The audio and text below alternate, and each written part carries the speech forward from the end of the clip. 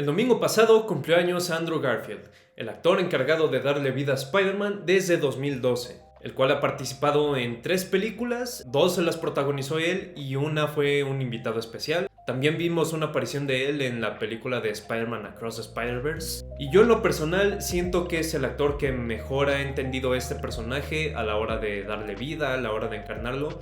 En mi opinión le dio justo en el clavo en su interpretación, tanto con la máscara y esta actitud más desinhibida y cómica, aunque siento que muchas cuestiones que tenían que ver con la trama de la película y decisiones que hicieron que tomara realmente no lo ayudan mucho para decir que es una gran adaptación del personaje como tal, pero yo digo que a un nivel meramente histriónico y hablando meramente de actuación, Andrew Garfield para mí es el Spider-Man perfecto. Y gracias a él le tengo un cariño enorme a estas 2 películas de The Amazing Spider-Man. Sin embargo, a pesar del cariño que les tengo, a pesar de todo este aprecio y la nostalgia que me llega cuando veo estas películas, no puedo negar que esta película tiene varios problemas desde su concepción, ya que no dudo que haya gente trabajando en estas películas que realmente amara al personaje y quisiera entregar películas decentes, películas buenas. Sin embargo, los intereses del estudio hablan más fuerte y pues sí, hicieron que tuviera un destino un poco más lamentable esta saga, ya que tristemente fue cancelada después de su segunda película y varias ideas que se nos presentaron a lo largo de estas 2 películas ya no se vieron concluidas ni un desarrollo digno. Entonces en este video te voy a hablar de 5 cosas que no llevaron a nada en The Amazing Spider-Man 1 y 2, lamentablemente.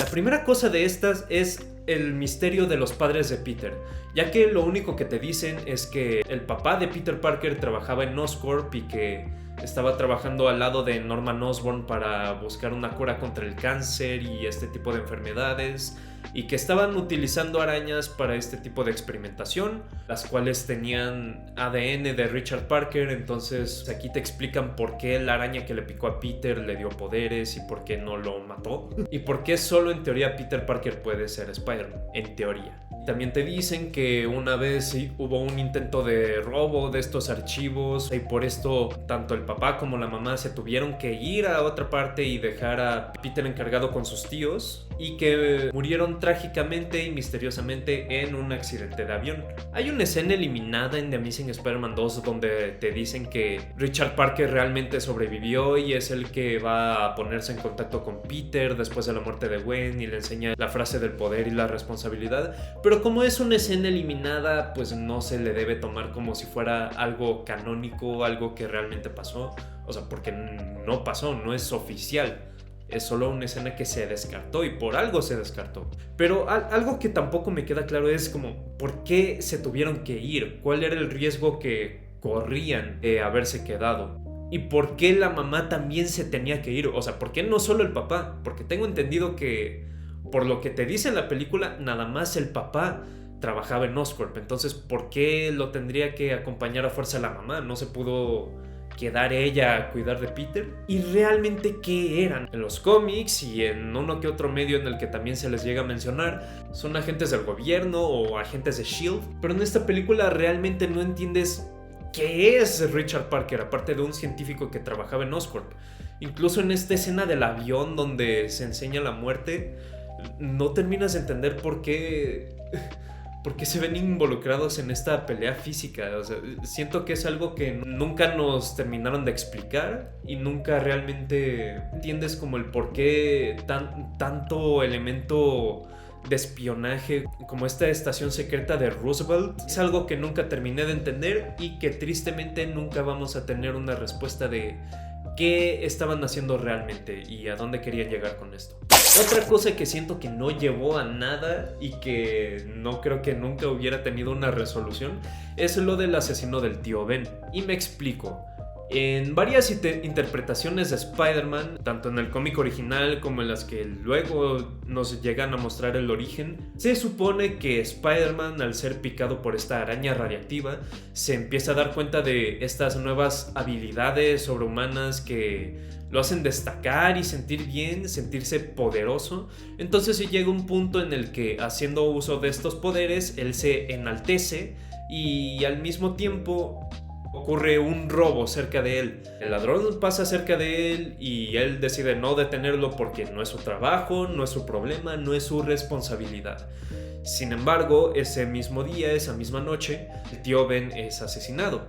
Y cuando Spider-Man se dedica a buscar al asesino del tío Ben, se da cuenta que es el mismo ladrón al que él dejó ir. Y pues esto pesa en su conciencia y le cae toda la culpa.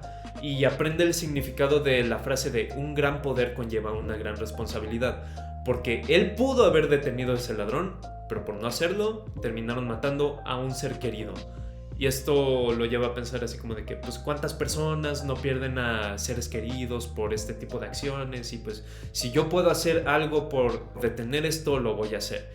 Y es por eso que termina convirtiéndose en un superhéroe. Sin embargo, en la versión de The Amazing Spider-Man se nos dice que después de una pelea, Peter se emberrincha, se va a comprar una leche y como este sujeto no se la quiso vender porque no le alcanzaba para comprar esta leche, pues Peter se va todo enojado, pero un asaltante roba esa tienda y como lo soborna con esa leche que no lo dejaron comprar, pues el vato se hace de la vista gorda y se va.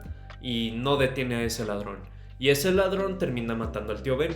Pero aquí pasa algo curioso. Peter se da cuenta de quién es el asesino del tío Ben antes de ir a buscarlo, no después. Y yo siento que aquí está el error. Peter debió haber buscado a ese asesino y luego al darse cuenta que había sido al ladrón que dejó ir, pues le caería como todo este peso y esta culpa. Pero como pasó de diferente orden, esto lo termina impulsando a vengarse de este tipo y busca a sujetos que se ven igual a él.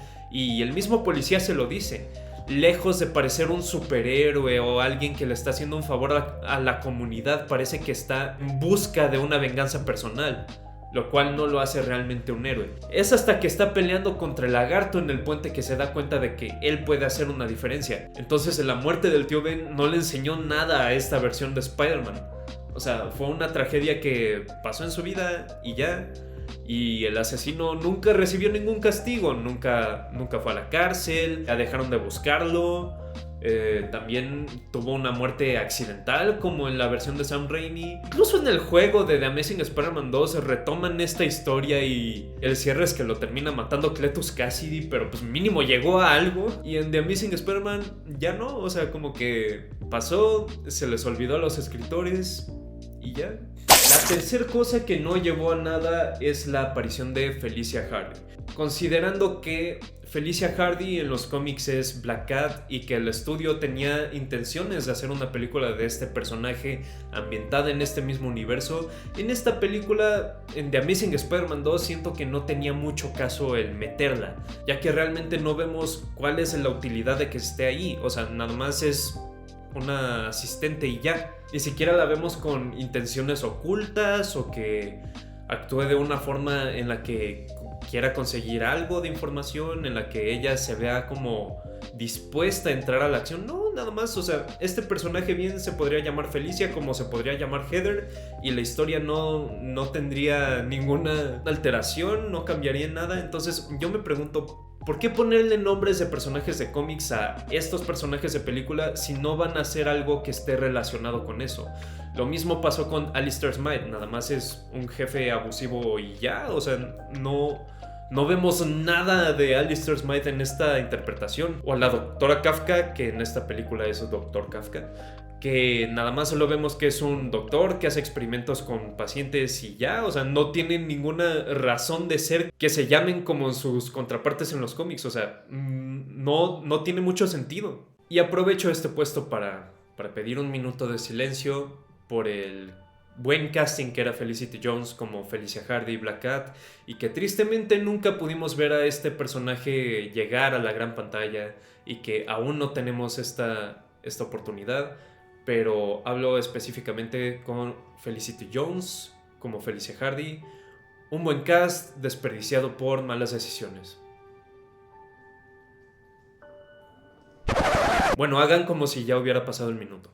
Y hablando de cosas que se sembraron en The Amazing Spider-Man 2 que pretendían explorarse tanto en proyectos aparte como en unas posibles secuelas, proyectos especiales. ¿Qué son realmente? O sea, ¿por qué hay una bóveda en la que están los brazos del Doctor Octopus y las alas del buitre y el planeador y la armadura de Rhino? O sea, ¿para qué eran estos proyectos? ¿Qué pretendían hacer? ¿Por qué ponerlos en esta película si no iban a llevar a ningún lado? Si Peter no se iba a enfrentar a estos villanos. Y me quedo pensando, si querían adaptar al Doctor Octopus, ¿cómo lo iban a hacer? Se supone que Otto Octavius tiene un accidente con estos brazos, el querer llevar a cabo un experimento, los cuales se le quedan adheridos. Entonces en esta versión son unos brazos que te puedes poner y quitar. Oscorp le ocasionaría este accidente al Doctor Octopus. El Doctor Octavius trabaja en Oscorp. O sea, ¿realmente qué pretendían hacer? ¿O por qué estaba la armadura de Rhino ahí? En esta película te explican un poco que Oscorp estaba haciendo como armas biológicas y armamento militar y ese tipo de cosas, ¿no?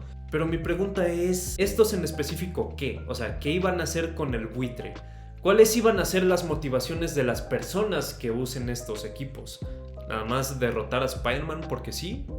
Incluso hubo un comercial de televisión en el cual en una de estas cámaras, de estas bóvedas de proyectos especiales, estaba el simbionte de Venom. Entonces, ¿Venom iba a ser otro de los 6 siniestros? ¿O era un experimento aparte, pero por alguna razón estaba en proyectos especiales? ¿Cuál era el fin de proyectos especiales? El cual, por cierto, también estaba trabajando la versión de Harry del universo de Sam Raimi. Harry, ¿cómo va todo en Oscorp? Excelente. Dirijo proyectos especiales. Hay algo importante en fusión. Y por último está The Gentleman.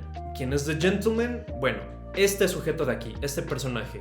En esta película se nos dice que es Gustav Fierce, quien en los cómics es The Gentleman, quien es responsable de reclutar a los 6 siniestros. Pero esta información es irrelevante porque en la película realmente no sabemos cuál es su función. O sea, una cosa son los cómics y otra cosa son las películas. Y las películas te deben explicar cómo funcionan las reglas de las películas. No tienes que encontrar esa información en los cómics. O al menos eso es lo que yo creo. Y pues en esta película realmente no terminas de entender qué papel juega él en la desaparición de los padres de Peter, ya que él se le aparece al Dr. Connors en la escena postcréditos a preguntarle, ¿le dijiste la verdad al chico? Y este tipo de cosas, y es como, ¿cuál verdad? ¿Qué está pasando? Y en The Amazing Spider-Man 2 él va con Harry para ver si él puede reclutar a los 6 siniestros. Habla con Harry como si ya lo conociera de toda la vida o lo conoció cuando lo metieron a Ravencroft. ¿Quién se acercó a quién? Si él se acercó a Harry o Harry a él. ¿Cuál es la función de este personaje en estas películas? ¿Acaso Norman Osborn trabajaba para él? ¿Acaso él era esta persona con la que hizo el trato para hacer estas armas y proyectos especiales? ¿Él es el responsable de la muerte de los padres de Peter? ¿Qué pasa aquí? Y es algo que nunca tendremos respuesta, al menos no en una forma de película. Posiblemente el director o Sony o alguien involucrado en esas películas suelte información más tarde, en la cual nos dejen saber cuál era la función de este personaje y de todo lo que acabo de mencionar antes, aunque dudo mucho que lo del tío Ben realmente sea resuelto. Pero pues lamentablemente estas películas le dieron más peso a la creación y cimentación de un universo cinematográfico que hacer historias concretas y más centradas que nos hicieran apreciarlas un poquito más. Pero pues si Andrew Garfield regresó para No Way Home, ¿quién dice que no pueden revivir este universo si es que a Sony se le antoja? Nada es imposible. Entonces cuéntame, ¿qué otras dudas tienes sobre lo que se nos presentó en estas películas? ¿A ti te hubiera encantado que siguieran con este universo o eres de los que opinan que estamos mejor sin él?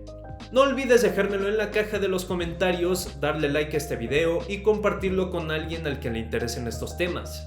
No olvides checar mis demás videos, mis listas de reproducciones que ya están armadas en el canal y darte un paseo por otros canales y proyectos en los que estoy trabajando.